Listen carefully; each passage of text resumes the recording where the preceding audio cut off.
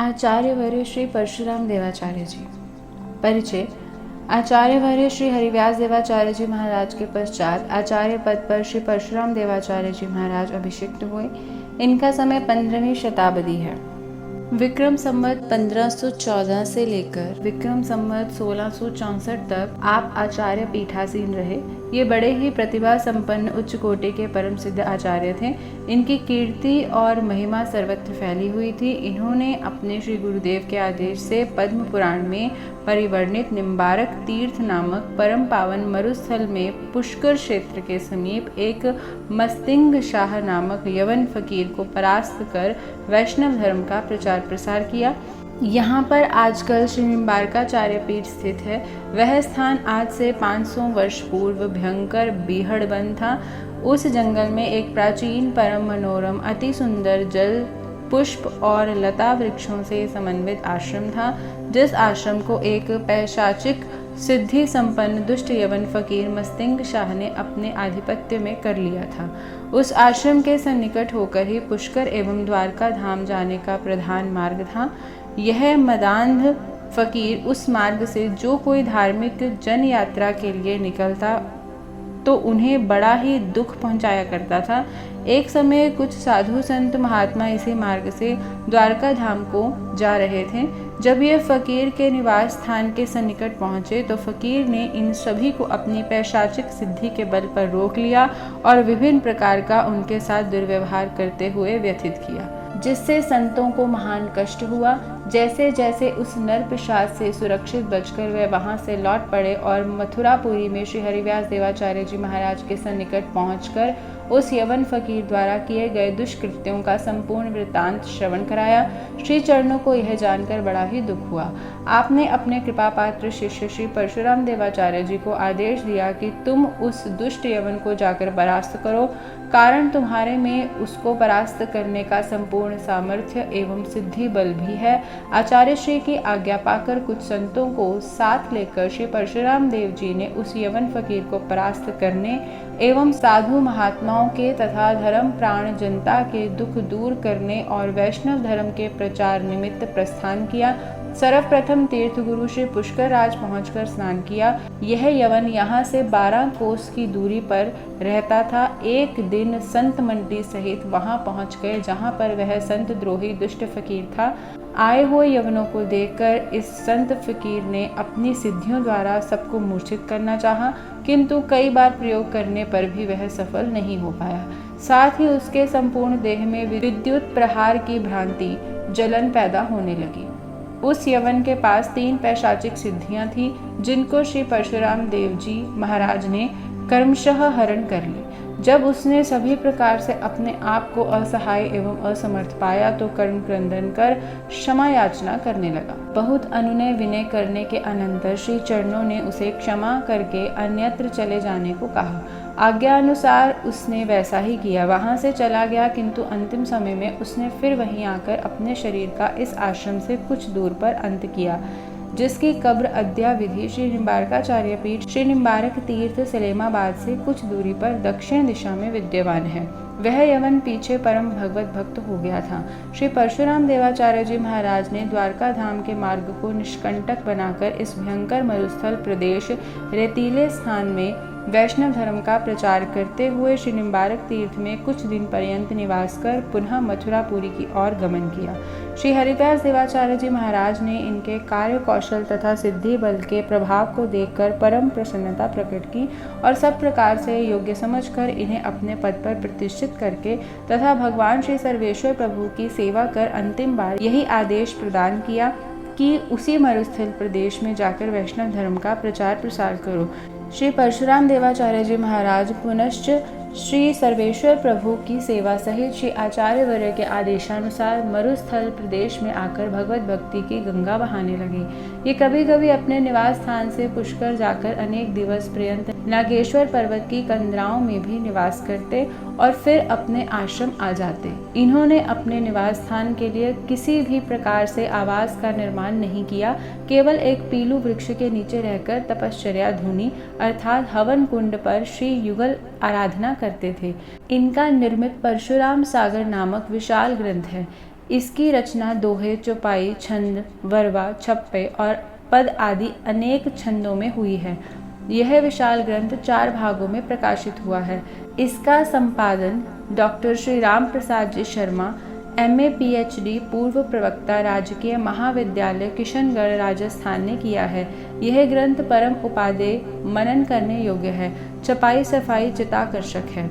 इन श्री आचार्य चरण ने यवनों के प्रबलतम आक्रमण के समय, जबकि इन दुष्ट यवनों ने संपूर्ण भारत को अपने आधिपत्य में कर लिया था और हिंदू जनता को विविध प्रकार से दुखित करते थे, मंदिरों को ध्वस्त तथा देव मूर्तियों को खंडित करते थे, सर्वत्र यावनीय बर्बरता ने त्राहि त्राहि मचवा दिया था, तब इन दुष्टों को जहाँ तहाँ सर्व प्रकार से परास्त कर वैष्णव धर्म का प्रचार प्रसार कर हिंदू जनता का कल्याण किया। आचार्य श्री ने जन कल्याणार्थ सदा के लिए पुष्कर क्षेत्र में ही निवास किया। कभी आप पुष्कर निवास करते तो कभी श्री निम्बारक तीर्थ तथा कभी अन्य प्रांतों में परिभ्रमण कर सनातन धर्म का उत्थान करते। श्री परशुराम देवाचार्य जी महाराज के अनेक चरित्र मिलते हैं जो कि श्री सर्वेश्वर प्रभु से संबंधित पूर्ण हैं। उदाहरणार्थ 1-2 चरित्र नीचे दिए जा रहे हैं। एक समय शेरशाह सूरी बादशाह अपने कोई संतति न होने से पुत्र प्राप्ति के लिए अजमेर ख्वाजा की यात्रार्थ आया हुआ था, परंतु विविध उपायों के करने पर भी वह पुत्र रत्न से वंचित ही रहा। उस समय बादशाह की सेना में जोधपुर राज्य अंतर्गत खेजडला ग्राम के प्रसिद्ध ठाकुर श्री श्योई जी भाटी सरदार सेनापति थे और इधर ये श्री परशुराम देवाचार्य जी महाराज के परंपरागत शिष्य भी थे। इन्होंने एक दिन बादशाह से निवेदन किया कि आप यदि हमारे श्री गुरुदेव से अभ्यर्थना करें तो अभिलाषा पूर्ति हो। यहाँ अजमेर से 10 कोस की दूरी पर ही वे एकांत जंगल में तपश्चर्या करते हैं। उनकी यदि अनुकंपा हो जाए तो निसंदेह पुत्र प्राप्ति हो सकती है। बादशाह ने सहर्ष स्वीकार किया और शीघ्र ही आकर आचार्यवर्य के दर्शन किए। बादशाह ने प्रणाम करते समय एक बहुमूल्य परिधान वस्त्र दुशाला समर्पित किया, जिसे आचार्य चरण ने उस बहुमूल्य वस्त्र को चिमटा से पकड़कर प्रज्वलित धुनी में प्रवेश कर दिया। बादशाह का वस्त्र जब जलकर भस्म होता दिखाई दिया तो उसके मन में नाना भांति की कुतर्क भावनाएं उठने लगी। तब आचार्य श्री ने उसकी मानसिक भावना जानकर प्रज्वलित धुनी में से उसी प्रकार के सैकड़ों दुशाले चिमटे से निकाल कर बाहर एकत्रित कर दिए और बादशाह से कहा, तू दुखी मत हो, तेरा इसमें से जो वस्त्र हो उसे उठा ले जा, हमारा तो यही खजाना है, आता है जो इसमें रख देते हैं। बादशाह ने जब यह अलौकिक विचित्र चमत्कार देखा तो उसके आश्चर्य का पारावार नहीं रहा और अपने कुत्सित विचारों पर पश्चाताप करता हुआ श्री चरणों से क्षमा प्रार्थना करने लगा। आचार्य पाद ने विनय करने पर उसे क्षमा प्रदान की। तदंतर बादशाह ने पुत्र प्राप्ति के लिए आपसे प्रार्थना की। आपने कहा, पुत्र प्रदाता तो भगवान श्री सर्वेश्वर प्रभु ही हैं, जाओ। तब भाटी सरदार श्री शोई जी ने इशारा किया कि चलिए। नमन करके बादशाह अपनी अभीष्ट सिद्धि को प्राप्त कर पुनः अपने स्थान को चला गया। जब उसके पुत्र हो गया तो उसका नाम रखा सलीम शाह। फिर श्री आचार्य चरणों की सन्निधि में आकर सेवा के लिए प्रार्थना करने लगा। आपने बहुत प्रकार से प्रार्थना करने पर भी कुछ अंगीकार नहीं किया। बादशाह ये नहीं जानता था कि इनके समक्ष मेरा वैभव तुच्छ अति तुच्छ तृण सदृश भी नहीं है। अंत में उसने एक नगर निर्माण के लिए प्रार्थना की और कहा कि उस नगर का नाम मेरे पुत्र के नाम से विख्यात हो। विविध भांति से प्रार्थना करने पर आपने इसे स्वीकार कर लिया। बादशाह जब जाने लगा तो गायों के चरने के लिए 6000 बीघा जमीन समर्पित की। बादशाह के पुत्र के नाम से उस स्थान का नाम सलीमाबाद पड़ा। यद्यपि इसका पौराणिक नाम श्री निम्बारक तीर्थ ही प्रसिद्ध है। अभी भी आपके समय समय पर प्रत्यक्ष रूप से भक्तजनों को दर्शन होते रहते हैं। उसी समय से आपके भजन स्थान पर अब भी वह स्थान जिसको धूनी कहते हैं, वहाँ श्री स्वामी जी महाराज एवं धूनी का नित्य अर्चन पूजन होता है। वह स्थान परम मनोहर एवं दर्शनीय है। वर्तमान आचार्य श्री ने इसको और भी चित्ताकर्षक बनवा दिया है, जहाँ के दर्शन कर दर्शकों का चित्त अत्यंत भाव विभोर हो जाता है। धूनी की विभूति लेकर अनेक भक्तजन अपने कष्टों की निवृत्ति तथा मनोवांछित फल प्राप्त करते हैं। आपके अनेकों ही अलौकिक विलक्षण चमत्कार हैं, उनके संबंध में कहाँ तक लिखा जाए। केवल 1-2 घटनाओं का वृत्तांत नीचे दिया जा रहा है। एक बार एक भगवत तत्व जिज्ञासु ब्राह्मण कुमार घर बार छोड़कर एक ज्ञान मार्गी गुरु की शरण में पहुंचा और बहुत वर्षों तक ज्ञान प्राप्त करता रहा, किंतु आत्मतुष्टि न होने के कारण आचार्य वर्य श्री परशुराम देवाचार्य जी महाराज की चरण शरण ली। तब आपने भी उसको पंच संस्कार युक्त वैष्णवी दीक्षा देकर भगवत तत्व का सदुपदेश दिया। इस ज्ञान को पाकर उसे परम शांति की प्राप्ति हुई। आपकी सत्कृपा ने कालांतर में जाकर उस ब्राह्मण को एक उच्च कोटि का संत बना दिया।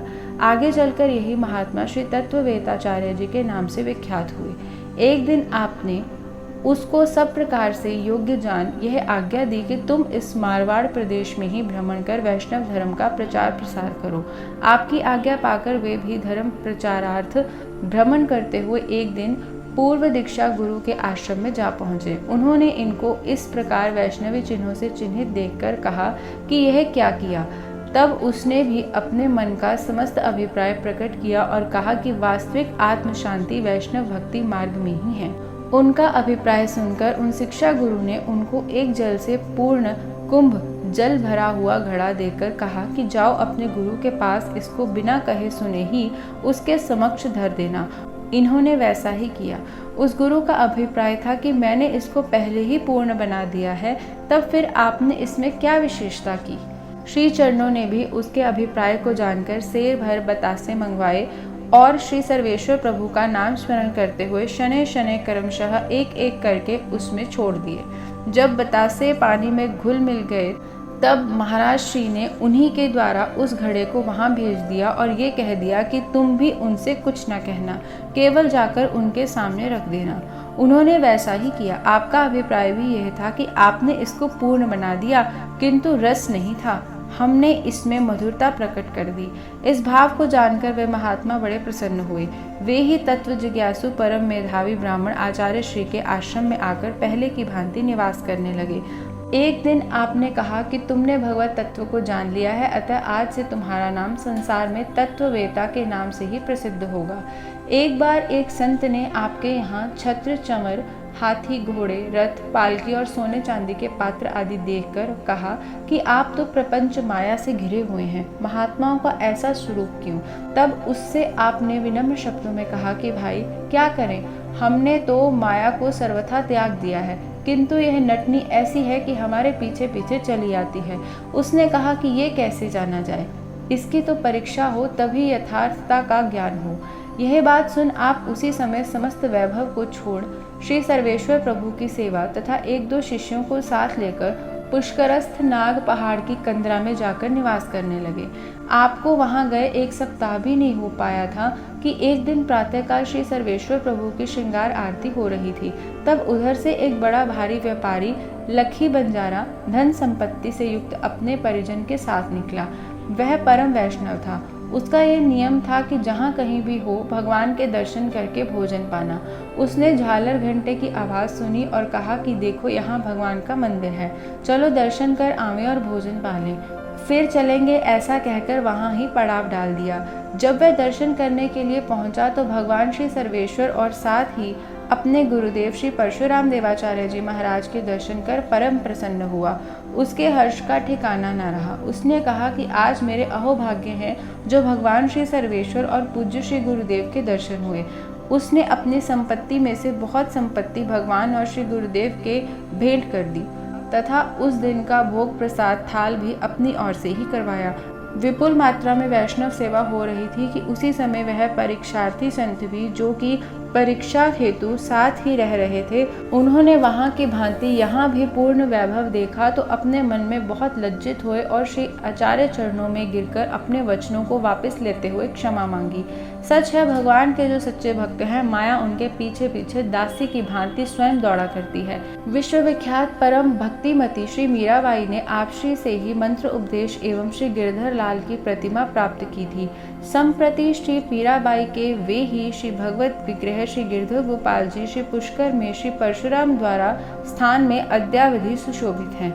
इनका जयंती महोत्सव भाद्रपद कृष्णा पंचमी का है। यह उत्सव श्री निम्बारकाचार्य पीठ श्री निम्बारक तीर्थ इस्लामाबाद में बड़े समारोह के साथ मनाया जाता है। अन्यत्र वृंदावन, जयपुर आदि अनेक स्थलों पर भी यह उत्सव बहुत सुंदर रूप से संपन्न होता है। निम्बारक तीर्थ में इस जयंती महोत्सव के दिवस को समस्त जन समुदाय श्री स्वामी जी की पंचमी अथवा गुरु पंचमी के नाम से बोलते हैं। श्री निम्बारकाचार्य पीठ का श्री कृष्ण जन्माष्टमी महोत्सव बहुत प्रसिद्ध है। यह आयोजन प्रतिवर्ष भाद्रपद कृष्ण प्रतिपदा से लेकर भाद्रपद कृष्णा नवमी पर्यंत अनंत श्री विभूषित जगत गुरु श्री निम्बारकाचार्य श्री श्रीजी महाराज के तत्वावधान में बड़े ही समारोह पूर्वक मनाया जाता है, जिसमें श्रीमद् भागवत सप्ताह प्रवचन, श्री रास लीला अनुकरण, श्री स्वामी जी महाराज की जयंती, श्री कृष्ण जन्मोत्सव, नंद महोत्सव आदि के साथ साथ बधाई गान, संगीत गोष्ठी, अष्टयाम सेवा, समागत संत महंत एवं विद्वानों के प्रवचन तथा आचार्य श्री के सदुपदेश आदि कार्यक्रमों का विशेष आयोजन रहता है।